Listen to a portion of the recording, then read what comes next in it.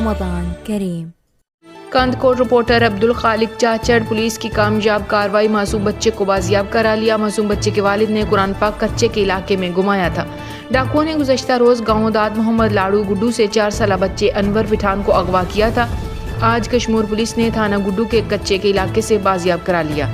مغوی کی تفصیل درج ذیل ہے۔ انور پٹھان ولد شیرگل پٹھان، عمر 4 سال، گڈو تھانہ کی حدود میں خفیہ اطلاع پر کشمور پولیس نے کچے کے علاقے میں کارروائی کی۔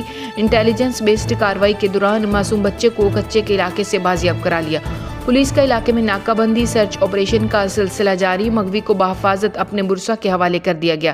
یاد رہے کہ گزشتہ روز بچے کے والد نے قرآن کچے کے علاقے میں گمایا تھا، جس کی وجہ سے ڈاکوؤں نے اسے چھوڑ دیا۔